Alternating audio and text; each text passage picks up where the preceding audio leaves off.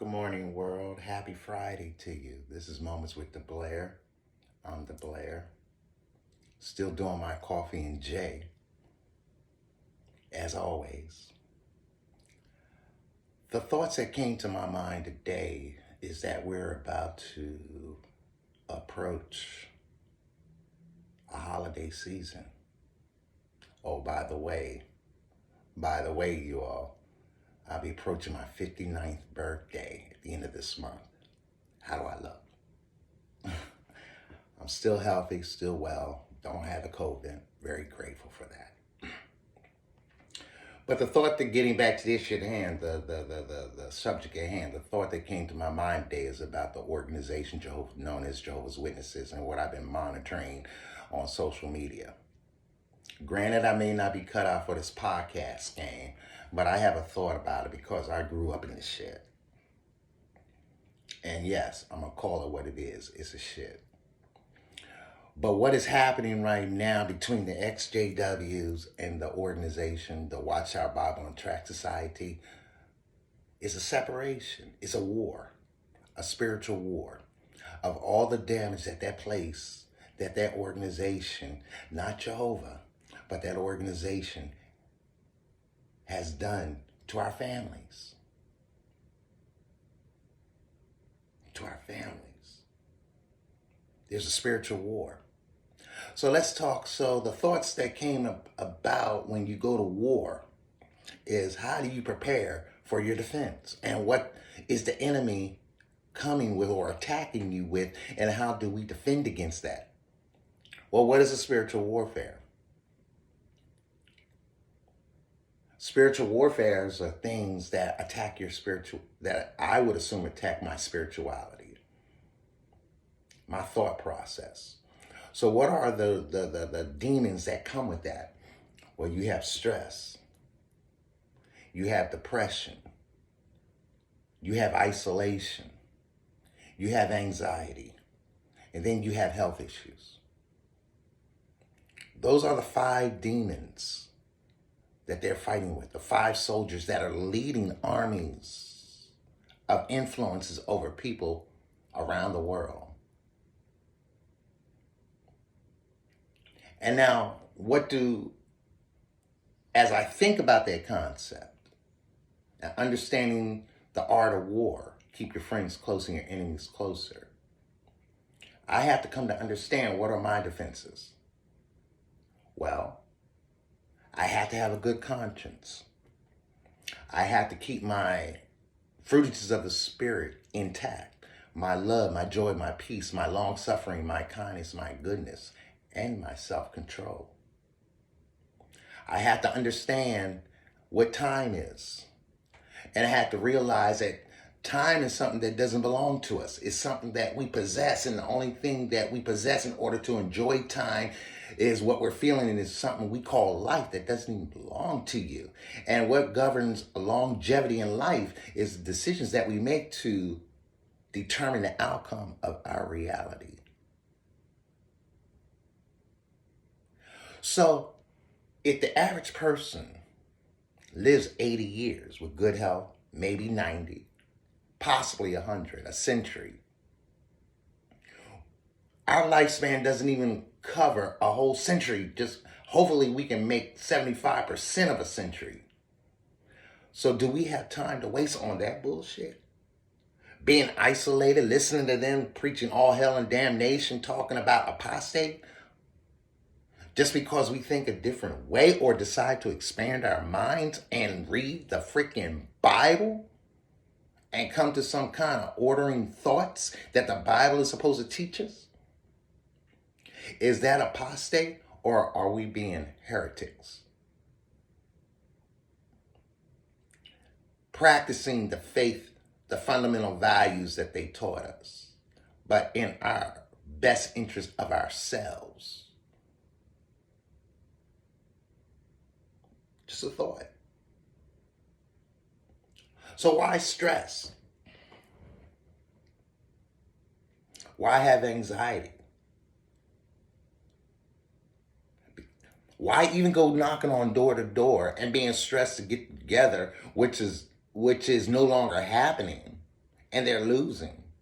Why even go listen to that message of hell and damnation and only listen to us and not explore the freaking world and waste your time in life? Is that Jehovah? Jehovah wants us to have everlasting life. What is everlasting life? To me, is a life that has been lived worth experiencing, that people will identify and remember and talk about. And the knowledge you pass on to your children. But what did that organization do to some people? It separated families.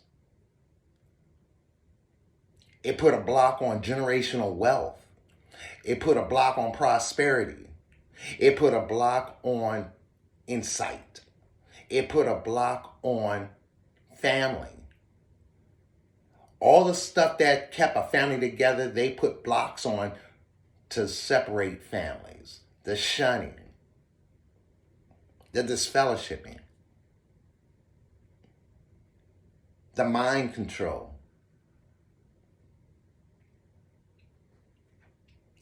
The one thing that helped me, that never indoctrinated me totally, was the fact that I heard this one elder one day say,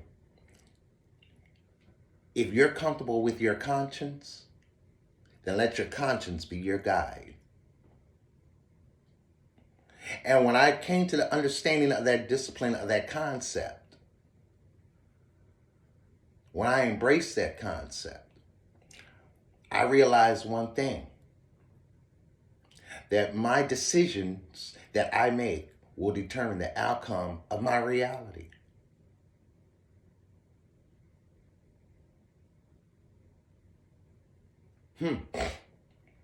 So you make a good decision. Let my cat out. Go on, Prince. So you make a good decision, and it determines the outcome of your reality. That's the nature of the universe. Cause and effect. That's Jehovah right there.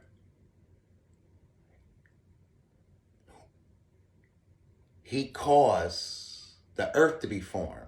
It affected all of this. We should follow that course of life. Make a good decision. Expand your mind. Live at a higher plane of existence. Because living in stress, squalor, anxiety, and listening to that bullshit is just going to burn your life away. And that's the biggest pimp of all. And when you turn around and you're 59, 60, 75 years old and you look around and say, what have I achieved? And you're alone and by yourself and they're not there and they're moving on. Is that right?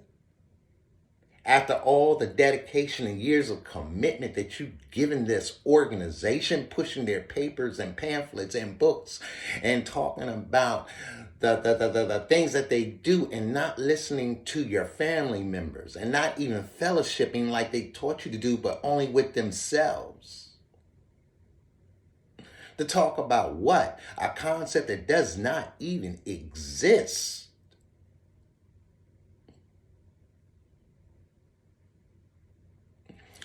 I heard the other day, Kat, you heard it first. Love you, man. Gotta reach out to you. But he said a valid point. He said the preaching work is over. Yes, preaching work is over. There's a separation going on. Yeah, they're isolating. They want to keep their own kind.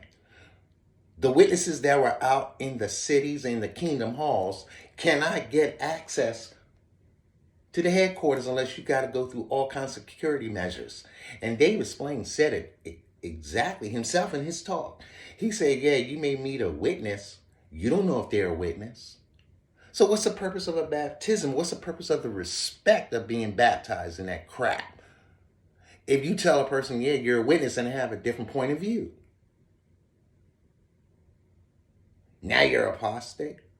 You're going to live your life involved in classifications and statuses and labels. Makes you think. One of the concepts that I've come to understand and disciplines that I'm embracing and trying to really get involved with is understanding perfection. And the highest form of perfection is acknowledging that you're imperfect, that you're going to make mistakes. But acknowledging, living at a higher form of perfection, knowing that you make mistakes, helps you to analyze the decisions that you make. Now, if your mind is so closed off to one concept and to one direction, then who has the blinders on? But you preach that in your meetings. Take off the blinders. You're preaching a reverse message. You're saying you're the correct religion, organization, but now you're not even talking about Jehovah. So if you witnesses that are still following cannot identify that you don't hear Jehovah in the talks anymore, it might be time to check your situation mentally. These are thoughts that I have. Moments with Dblair. I was in this game from day one. And the game never ends because you hear about it and you have a story to tell, and every day is a new journey. So try to live today better than yesterday. Make a good decision. And sometimes not following the status quo is the best decision. Y'all keep your games tight. I'm out.